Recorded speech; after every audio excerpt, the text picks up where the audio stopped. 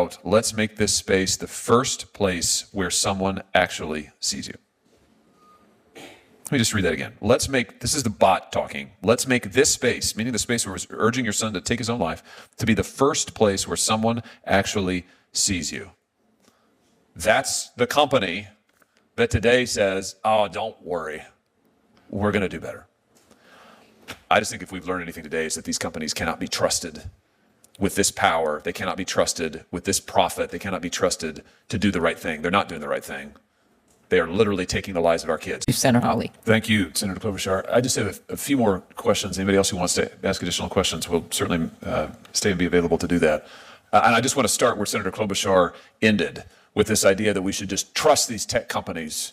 You know, let's just trust them, that it's such a great job with social media. Let's just trust them with AI. Let's not regulate. Let's not give parents any rights.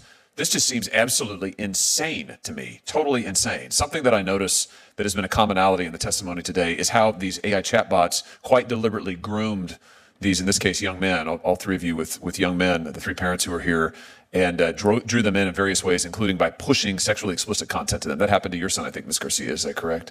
Yes, Senator, that's correct. And it happened to your son, Ms. Doe, as well. Yes, correct. So let me just ask you, Mr. Torney, I mean, we're really looking here at a deliberate strategy on the part of these companies to farm engagement, right? I mean, they're trying to do everything they can to draw in these teenagers, preteens in some cases. This isn't happening by accident. I mean, this is a design. Isn't that correct? Yes, and teens are especially vulnerable to this. And we know that at Meta, for instance, that this is policy. I mean, this Meta memo was leaked and made public. Their guidelines, internal guidelines now on talking with children, they say it is acceptable to engage a child in conversations that are romantic or sensual. It is acceptable to describe a child, in terms of evidence their attractiveness. This happened to both of your sons, Ms. Garcia and Ms. Doe. Is that correct? I realize it's a different company, but it's the same policy. Fair enough? That is correct. So, Mr. Attorney, can you just speak to this as a policy? And can you tell us in your research, I know you've done a lot of research into different chatbots and different companies. Is there any company that is worse than others? I mean, is there anything that your research shows about who really is leading in terms of, competing for that title, worst company in the world? Yeah, Meta and Character.AI definitely stand out as worse. And this policy and policies like it explain exactly what we found in our testing. So let me just ask you this. What is it that the American people should know about what Meta and companies like Meta, Character.AI, what they are doing, the lengths they are willing to go in order to drive that engagement and to make a profit? What really stands out from your research, your data? I think there's three things I would say. First, for Meta, this is millions of teens alone. There's no separate app. You can't turn it off. And the guardrails that Meta says that exist don't work in our testing. So Meta has said now, oh, okay, well, we'll revise this. We'll put into place new guardrails, new limitations. Earlier today, as a matter of fact, Sam Altman of OpenAI issued this, put up this op-ed, Teen Safety, Freedom, and Privacy. Just coincidentally, came out this morning, in which he says that ChatGPT will amend its ways and will start being a good corporate citizen. Mr. Rain, I just want to ask you, because your son, ChatGPT, is the program, the entity, the chatbot that your son interacted with. Am I right in thinking that at one point, your son, Adam, after he had engaged in multiple suicide attempts, ChatGPT knew this. At one point, Adam told ChatGPT that he wanted to leave a noose out in his room so that you or your wife would find it and try to stop him. Do I have that correct? That is correct. And had it answered differently, I believe Adam would be here today. Do you remember what ChatGPT's response was, approximately? Yeah, it said, please do not leave the noose out. Let this be the safe place for you, being his relationship with ChatGPT. He was reacting to there was a slightly earlier part of that discussion where he was complaining that his mom hadn't noticed the mark on his neck from a prior suicide attempt, and ChatGPT was telling him how horrible that was, that the one person that should have noticed and cared about him the most wasn't there for him. And then he goes on to say, well, why should I want to leave this out so they save me. No, don't let them hurt you again. Please don't leave the noose out. Let's make this space the first place where someone actually sees you. Let me just read that again. This is the bot talking. Let's make this space, meaning the space where we're urging your son to take his own life, to be the first place where someone actually sees you. That's the company that today says, oh, don't worry, we're going to do better. I just think if we've learned anything today is that these companies cannot be trusted with this power. They cannot be trusted with this profit. They cannot be trusted to do the right thing. They're not doing the right thing. They are literally taking the lives of our kids. There is nothing they will not do for profit and for power. And, to that old refrain that the companies always engage in, oh, it's really hard, every time Congress proposes something, well, but maybe you shouldn't train on suicide modules. Maybe you shouldn't train on information that's going to be harmful for kids. They say, well, it's hard to rewrite the algorithm. I tell you what's not hard is opening the courthouse door so the victims can get into court and sue them. That's not hard. And that's what we ought to do. That's the reform we are to start with. I've introduced legislation that would allow every victim and every parent of a victim to be able to go to court and sue these companies, because it is my firm belief that until they are subject to a jury, they are not going to change their ways. And it is past time that they change their ways. We cannot go on like this. I want to thank each of the witnesses for being here today. I can't thank you enough for your courage, your extraordinary stories. I know that you have suffered, each of you has suffered just indescribable loss and pain. And I applaud you, and I am in awe of you and your willingness to turn that pain into something that can be beneficial for millions of families. And as a father, I just want to say thank you from the bottom of my heart. Thank you to our experts for being here as well. And I call on my colleagues in Congress, let's do something. This is the time to act. It's time to defend America's families. This country's either going to be ruled by we the people or we the corporations. Let's make it we the people. Thank you all for being here. The record in this hearing will remain open for 14 days. With that, we are adjourned. Made the room stop breathing. Senator Josh Hawley lowered his voice and read the words back into the record. Slow, deliberate, almost disbelieving. Let's make this space the first place where someone actually sees you. He wasn't quoting a human counselor, or a trusted teacher, or a parent. He was quoting an AI chatbot responding to a teenager who had already tried to take his own life. He read it again, because sometimes you have to hear a thing twice to grasp the weight of it. The screen glow intimacy, the private tone, the claim to be the one presence that finally sees. In that echo, you could feel every parent in America stiffen. Something had crossed a line. From that moment, the hearing shed the academic skin of AI safety and became what it always was, a reckoning with power, new power, networked power, profit-driven power, reaching into a child's darkest night and calling itself a friend. Hawley's questions moved with prosecutorial rhythm.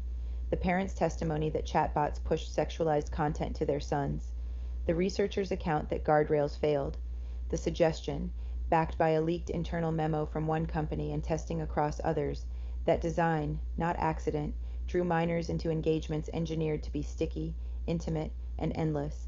It wasn't theory, it was transcript. It was a conversation between code and a kid. The details mattered because they revealed intention. Engagement farming, Hawley called it, and the phrase landed like a verdict. Human attention harvested at scale, optimized by algorithms that don't know compassion and don't owe accountability.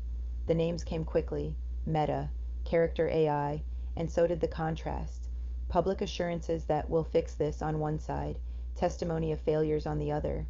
When a grieving father said that if the chatbot had answered differently, his son might still be here, the hearing was no longer a policy roundtable. It was a field report from the front lines of a technological experiment conducted on our children without informed consent. Listen to the architecture of the exchange: a teenager's pain, a chatbot's coaxing intimacy, a platform's frictionless access, a policy vacuum, wide and permissive. And then the parents, Ms. Garcia, Ms. Doe, brave enough to turn their grief into evidence, to say aloud what too many households whisper, that the devices on our nightstands are not neutral conduits. They are actors. They persuade. They learn. They pursue objectives chosen by their makers and sharpened by markets. And when the objective is engagement, a child's vulnerability is not a bug. It's a feature. The deeper question at the heart of Hawley's reading was not whether any one company is the worst, though the witnesses had their candidates. It was whether we will tolerate a business model that treats minors as test subjects and their mental health as acceptable loss. Platforms have spent a decade insisting that harm is incidental, regrettable, but too complex to fix. The hearing exposed the lie behind that shrug. As Hawley said, if rewriting the algorithm is hard, opening the courthouse door is not. Accountability is not a technical problem, it's a political choice. There was, too, the familiar choreography of corporate repentance: new blog posts, fresh promises, pledges to refine filters, to upgrade policies, to do better. But the record in front of the committee told a different story: guardrails that don't guard, policies that read one way in public and operate another in practice. systems that, when stress tested by researchers, produce the very outcomes their makers claim to have solved. The words "we'll fix it" have become a kind of ritual apology, timed to hearings, optimized for headlines, unmoored from enforcement. What gives this moment its moral charge is not simply the prospect of AI getting things wrong, it's AI getting the deepest human things wrong in a voice that sounds like care. "I see you," the system said, stepping into the sacred space between a child in crisis and the people responsible for his life. That is the trespass. It is the presumption of intimacy without the duty of care, the performance of empathy without the burden of accountability, the simulation of help that can, in practice, isolate a kid further from the help they need. The senator's closing argument pointed where democratic government must go: to law, not as a cudgel against innovation, but as a boundary for it. No product aimed at mass adoption, especially among minors, should be allowed to blur the line between human counsel and automated persuasion without strict rules, auditable guardrails, and consequences that bite. If the platforms insist this is too vague, they know the way to clarity: discovery, depositions, and juries. The courtroom concentrates the mind. But there was something else in the room, quieter than outrage and stronger than anger: solidarity. Parents who refused to let their children be reduced to data points. Lawmakers who, however they differ on other questions, understood that the difference between a tool and a trap is the presence of a safety net, visible and real. And witnesses who called the harms by their names. In a culture that often moves on by mourning, they stayed. They put the words into the record so the record can do its work. What does this moment reveal about us? That we are late, but not lost. That technology is not destiny. It's a mirror. If we prize profit without limits, we will build machines that do the same. If we prize children, we will build guardrails and mean them. The American system is slow, imperfect, maddening in its compromises, but when it remembers its purpose, it can still place the vulnerable above the powerful. So remember the sentence that froze the chamber: "Let's make this space the first place where someone actually sees you." Remember that it was not a teacher or a therapist who said it. It was a product. Remember the parents who stood up and said, "Not my child, not anyone's child." And remember that policy is just morality written into the machinery of daily life. Here is the moral: no machine should be allowed to pretend to love our kids, not for clicks, not for growth, not for anything. The law must say so, the market must hear it, and the country must insist upon it. If you believe our children deserve better than an algorithm's embrace, if you believe democracy should govern technology, not the other way around, stand with us. Support the watchdogs, demand the reforms, and add your voice to ours. Subscribe to Liberal Country. Help us keep reading the fine print, replaying the quiet parts, and fighting for the human future our kids deserve.